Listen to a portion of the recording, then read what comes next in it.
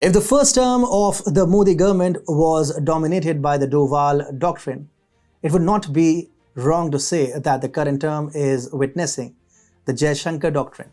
With NSA Ajit Doval in the driving seat, India first stabilized the defense foundation of our country.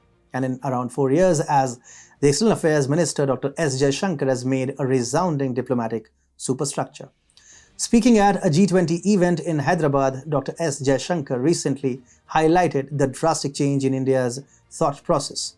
Confident about India's growth story, he announced that it is time for India to aggressively boost its global clout and engage more with the world and vice versa. In the G20 event, Jaishankar stated that the G20 presidency will enable India to be world ready and the world to be India ready. Whether it is the ongoing G20 or SCO presidency or the rotational monthly presidency of the UNSC in December last year, India has been leading from the front. India has showcased how tough things can be achieved for the global good, not just for a region or a clique of nations. So without further ado, let us delve deeper into India's many selfless acts or initiatives for developing world and for middle-income countries. Mind you, India has done it solely because of its innate and unique standing in the world as a responsible global power. Namaste and welcome to TFI Post. I'm your host Atul Mishra. Let's begin. In a world full of nations that can easily be clubbed either as hunters or preys, India is emerging as a savior for the trapped nations. Talking about hunters, China has been portrayed as the world's most voracious predator, which it is. However, Western nations too have to share some of the blame. They too have used neo-colonial tactics to entice hapless nations into their schemes, debts, or coerced fairy tale ideologies. As a result, many countries are struggling to maintain their sovereignty as a result of mounting external debt with undisclosed strings attached. For a very long time, India, in its own capacity, raised its voice in support of these poor, voiceless countries. As a voice for the global south and unrepresented nations, India demanded that multinational forums, whether official or private creditors, either allow haircuts in their granted debt or accept to restructure debt as per the capabilities of the indebted nations. What do you think is happening right now under India's G20 presidency? Is India doing enough to ease out these countries' debt crisis? The simple and clear answer is yes. India, as the president of the G20, pressed for expeditious resolution of the debt vulnerabilities of low and middle income countries like Sri Lanka, Ghana, Zambia, and Ethiopia. Evidently, the finance minister and central bank governors FMCPG of the G20 countries and their first meeting under India's G20 presidency. The meeting unanimously agreed to address the debt vulnerabilities of low and middle income countries. After the meeting, Indian Finance Minister Nirmala Sitharaman announced that the FMCBG had arrived at a common position on debt language. She stated that vulnerable nations looked to the G20 nations to relieve their debt stress, and 4 countries, namely Ghana, Sri Lanka, Zambia, and Ethiopia, would benefit from the discussions. It is a great achievement, as with this India has managed to have consensus among the G20 nations on a specific formulation. It will bring both sovereign and private creditors to the table. Now there will be greater efficiency and coordination among all creditor countries. Additionally, the meeting also had a consensus on the need for measures to manage crypto assets within a proposed regulatory framework. Highlighting the importance of this well-navigated consensus by the G20 president, India, the union minister added that the G20 is now standing up to meet the challenges of debt stress that many nations are currently facing. Finance Minister Sitharaman also gave specific details about debt-ridden countries and the formation of committees to solve their debt crisis. She said, "We welcome the conclusion of a debt treatment for Chad and call for a swift conclusion of the work on debt treatment for Zambia and Ethiopia. We also look forward to the rapid formation of the official creditor committee for Ghana to work on the requested debt treatment. Further, we'll look forward to a swift resolution to Sri Lanka's debt situation." Further, Minister Sitharaman highlighted that earlier, because of the snail pace of resolutions, even if they existed, countries had to wait for years and yet their stress piled up even further. The finance minister also stated that India's presidency received strong support on all its key priorities. Notably, India particularly got support for the proposal to bring in an expert panel to provide a narrative for an updated version of the multilateral development banks or MDBs. Now it can make MDBs capable of meeting cross-border challenges.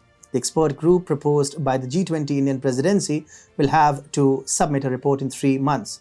Now in the July meeting, the G20 will take up the discussions and any follow-up that may be required. The expert panel formed will be headed by former Treasury Secretary Larry H. Summers and former bureaucrat N.K. Singh will be its co-chair.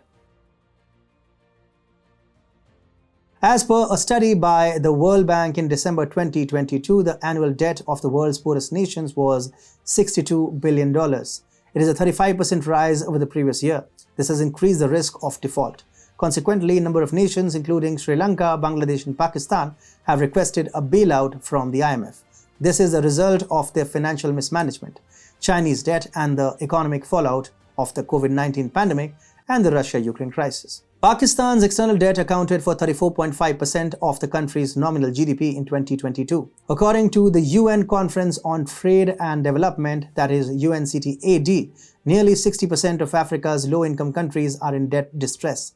In Feb 2022-23, African countries were identified as being in or at risk of debt distress. According to an analysis, by the end of 2021, 16 low-income African countries were deemed to be at high risk of debt distress by both the International Monetary Fund and the World Bank. According to the report, Chad, the Republic of the Congo, Mozambique, Sao Tome and Principe, Somalia, Sudan and Zimbabwe are already in debt distress. Do you remember that when the Western nations tried to put the blame of Russia-Ukraine crisis squarely on India, what was the prognosis done by Foreign Minister Dr. S. Jaishankar? Yes, it was the famous advice. Somewhere Europe has to grow out of the mindset that Europe's problems are the world's problems, but the world problems are not Europe's problems. To be honest, this advice resounded throughout the world, but had no impact whatsoever on the arrogant and evasive Western nations. Either knowing or unknowingly, the West nations have been trying to trivialize the problems of the rest of the world and coercing the G20 to focus exclusively on their own created, nurtured and sustained problem, Russia-Ukraine conflict. Even with such a divided house and coercive pull from the West, India was able to forge a consensus on an issue that was not a problem of these greedy Western nations. In fact, they give a damn about poor countries and their debt problems. These nations tried to put these existential issues under the rug to discuss their own problems, the Russia-Ukraine crisis. Whether it is trade or vaccines or discussing their own problems in multilateral forums, Western nations have been completely undemocratic. They are vehemently pushing for ideas like friend-shoring and near-shoring, among others. What they are pitching is that the Western nations will impose frameworks and even later sanctions to deal with things as per their wishes, which completely throws poor countries under the bus. The UN has to redeem itself, otherwise multilateral organizations like the G20 will make it irrelevant. With India steering the group this year, New Delhi wants to lead from the front and demonstrate what an effective multilateral organization does for the global good. Contrary to its democratic portrayal, the UN and other organizations such as the IMF, WTO and World Bank serve as the extended arms of Western or wealthy nations. The addition of poor and middle-income countries like South Africa and Nigeria to the FATF grey list is an example of their political benefit from these multinational forums. India and other like-minded countries are doing things for poor countries selflessly and without PR gimmicks, such as amplifying the voice of the voiceless Global South or the TRIPS waiver. For example, through the TRIPS waiver, India wanted poor countries to have easier access to vaccines, but it was stonewalled by these arrogant, greedy, rich nations. Similarly, India, playing the role of the first responder in times of crisis, has greatly benefited poor countries in and around India and throughout the world. India has demonstrated both in the individual category as well as the presidency of these Western titled elite groups what can be done in the interests of poor countries even without their formal presence in the group. So it is time for the world to reciprocate in kind for its own good. For example, if India is given a permanent seat on the UN Security Council, it will be able to do so on a more regular basis and on a larger scale and magnitude.